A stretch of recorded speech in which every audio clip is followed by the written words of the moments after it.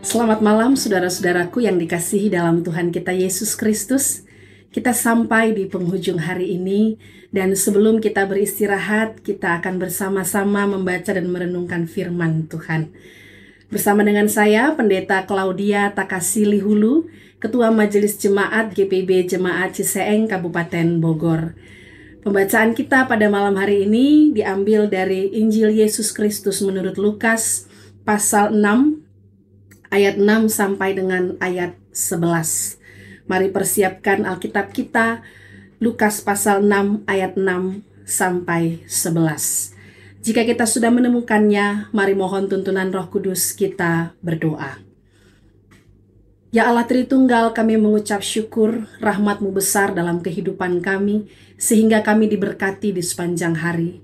Dan malam ini kami rindu untuk membaca Alkitab, merenungkan firman-Mu. Biarlah kuasa Roh Kudus menuntun kami, sehingga apa yang kami baca dan apa yang kami renungkan bersama, menolong kami untuk semakin setia kepada Tuhan. Dalam nama Yesus Kristus, firman yang hidup, kami berdoa. Amin. Pembacaan Alkitab dari Injil Yesus Kristus menurut Lukas pasal 6, ayat 6 sampai dengan ayat 11, demikian bunyi firman Tuhan. Pada suatu hari Sabat lain, Yesus masuk ke rumah ibadat lalu mengajar. Di situ ada seorang yang mati tangan kanannya. Ahli-ahli Taurat dan orang-orang Farisi mengamati Yesus, kalau-kalau ia menyembuhkan orang pada hari Sabat, supaya mereka dapat alasan untuk menuntut dia. Namun ia mengetahui pikiran mereka, lalu berkata kepada orang yang mati tangannya itu, "Bangunlah dan berdirilah di tengah." Orang itu pun bangun dan berdiri. Lalu Yesus berkata kepada mereka, "Aku bertanya kepada kamu, manakah yang diperbolehkan pada hari Sabat, berbuat baik atau berbuat jahat, menyelamatkan nyawa orang, atau membinasakannya?" Setelah memandang mereka semua di sekelilingnya, ia berkata kepada orang sakit itu, "Ulurkanlah tanganmu." Orang itu berbuat demikian dan pulihlah tangannya. Kemarahan mereka meluap, lalu mereka berunding tentang apa yang akan mereka lakukan terhadap Yesus. Demikian pembacaan Alkitab. Saudara-saudaraku yang dikasihi dalam Tuhan kita Yesus Kristus, dalam kehidupan ini ada hal-hal yang mendesak dan penting. Tetapi ada pula yang mendesak tetapi belum terlalu penting, tetapi harus dilakukan. Atau ada pula yang sangat penting tetapi tidak terlalu mendesak sehingga boleh dilakukan atau boleh dipersiapkan dalam jangka waktu yang lebih panjang. Yang mendesak tapi tidak terlalu penting, contohnya ketika kita hanya memiliki sepasang sepatu untuk bekerja. Lalu sepatu tersebut ternyata sudah mulai rusak, alasnya sudah mulai lepas. Mau tidak mau kita harus segera mencari tukang sol sepatu, menjahitnya, atau jika ada uang lebih karena itu mendesak, kita akan membeli sepatu yang baru. Tetapi ada pula hal-hal penting yang tidak terlalu mendesak. Contohnya ketika kita membutuhkan sebuah gawai atau gadget yang baru. Handphone yang kita pakai sudah bilangan usia 3 tahun. Tetapi handphone tersebut belum memiliki masalah-masalah serius. Kita masih bisa berkomunikasi, masih bisa scrolling, berselancar di media sosial dengan nyaman. Kita masih bisa mendapatkan informasi dengan gadget tersebut.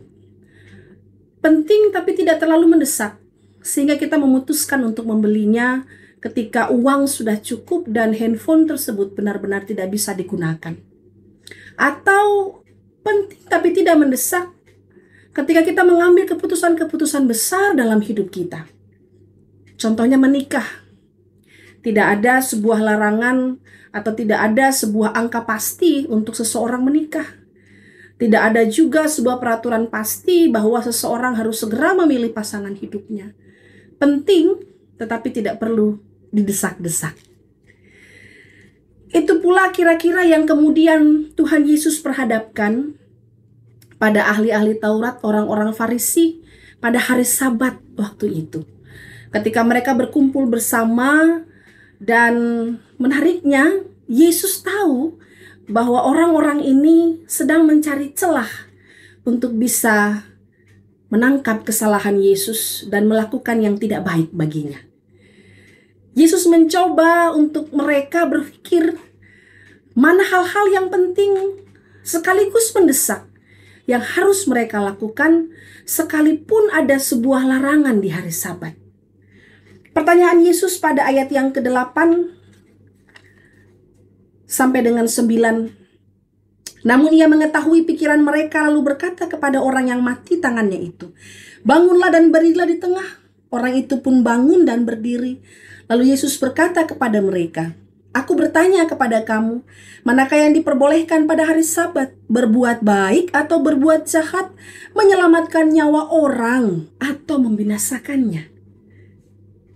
Yesus tidak sedang mempertentangkan tentang hukum Taurat, bahwa hukum Taurat seyogianya menjadikan orang lebih baik. Akan tetapi jangan lupa bahwa pelaksanaan hukum Taurat tidak mengurangi nilai-nilai kemanusiaan, nilai-nilai keluhuran untuk melakukan yang baik. Karena lebih mendesak dan penting pada momentum itu, Yesus melihat ada seseorang yang membutuhkan ulurannya. Ada seseorang yang mengalami mati tangannya tidak berfungsi dengan baik. Sehingga di saat itu sekalipun Sabat, karena perjumpaan itu belum tentu terjadi di hari-hari lain, Yesus mengunjuk orang itu untuk disembuhkan. Mungkin kita bingung kenapa kemudian Tuhan Yesus menempatkan dirinya pada sebuah masalah dengan ahli-ahli Taurat dan orang-orang Farisi. Dan seolah-olah Yesus mencederai apa yang kemudian diimani dan diajarkan kepada orang-orang Yahudi, orang-orang Israel pada waktu itu. Kita mesti memaknainya begini, Ibu Bapak, bahwa Yesus mendorong kita sebagai orang beriman untuk meletakkan kepercayaan kita pada kehendak apa yang Tuhan sedang kerjakan dan lakukan. Tidak terdesak dengan pergumulan kita, dan tidak mementingkan apa yang menjadi keputusan kita, tapi meletakkan pertimbangan-pertimbangan yang benar. Sehingga setiap keputusan-keputusan yang kita ambil, setiap langkah yang akan kita lakukan, panjang ataupun pendeknya perjalanan itu, kita melakukannya dalam pertimbangan yang tepat dengan tuntunan Roh Kudus. Lalu selanjutnya dikatakan pada ayat yang ke-11, saudara-saudaraku, kemarahan mereka meluap, lalu mereka berunding tentang apa yang akan mereka lakukan terhadap Yesus. Lihat bahwa para ahli Taurat tidak sedang memikirkan apa yang dipikirkan oleh Tuhan.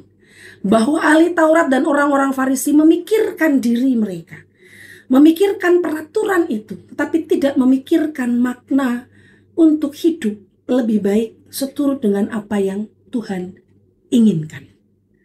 Di malam ini, di sisa hari, di mana biasanya malam menjadi saat istirahat, tapi juga saat di mana saudara dan saya akan memikirkan banyak hal. Biarlah pikiran kita tidak mendesak kita untuk mengambil keputusan-keputusan yang buruk. Biarlah kita mementingkan apa yang Tuhan kehendaki dalam hidup kita, dan kita mendengar arahan kemana Tuhan mengarahkan, Tuhan menginginkan, Tuhan menghendaki keputusan-keputusan yang harus kita ambil. Percayalah bahwa jika kita bertaut kepada Tuhan dan ketika kita mengandalkan Tuhan dalam segala sesuatunya, maka Tuhan akan menunjukkan jalan yang benar dari Dia dan untuk memuliakan namanya. Tuhan berkati kita. Mari berdoa. Ya Allah Tritunggal, terima kasih sepanjang hari ini kami diberkati. Malam ini kami akan beristirahat. Firman-Mu mengingatkan kami untuk senantiasa memikirkan, merencanakan segala sesuatu dalam kehendak dan rencana Tuhan saja. Tolonglah kami untuk bisa memikirkan yang terbaik bagi hidup kami dan melakukan apa yang benar di hadapan Tuhan. Kami tidak terdesak, kami tidak mengunggulkan keinginan dan kepentingan diri kami, tapi kami mau di bawah tuntunan Tuhan saja.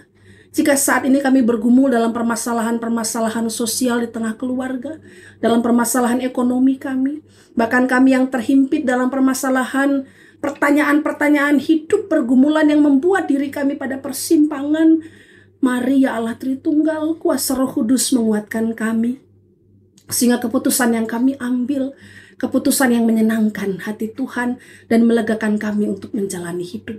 Kami berdoa bagi orang-orang yang berkesusahan Tuhan, mereka yang menjadi korban peperangan, korban kekerasan, mereka yang saat ini hidup berjuang dalam kehidupan mereka untuk mencari keadilan bagi diri mereka. Kami mengimani pembebasan saat ini sedang Tuhan kerjakan untuk memerdekakan mereka. Kami mohon ampun ya Tuhan, jika dalam banyak hal kami mendukakan hati-Mu di sepanjang hari ini. Biarlah kiranya dalam kasih yang Kristus selalu kerjakan dalam diri kami ditahirkan, sehingga kami boleh beristirahat dengan tenang, dan dalam keyakinan iman kami dipulihkan secara tubuh, secara mental dan spiritual, untuk besok boleh menjalani hari baru dalam rencana dan rancangan Tuhan. Terima kasih ya Allah Tritunggal, kami menyerahkan hidup kami, keluarga kami, orang-orang yang kami kasihi ke dalam tangan pengasihan Tuhan. Kami dipakai untuk menjadi berkat, menjadi saluran berkat. Kami diberkati dalam pekerjaan kami, dalam pendidikan yang saat ini sedang kami tempuh atau anak-anak kami tempuh. Rumah tangga kami Tuhan berikan damai sejahtera, dan biarlah kiranya dalam kehidupan ini kami dimampukan untuk hidup seturut dengan apa yang Tuhan mau. Di dalam nama Bapa dan Putra dan Roh Kudus kami menyerahkan hidup kami dan menaikkan syukur. Amin. Selamat istirahat saudara-saudaraku. Tuhan Yesus memberkati kita.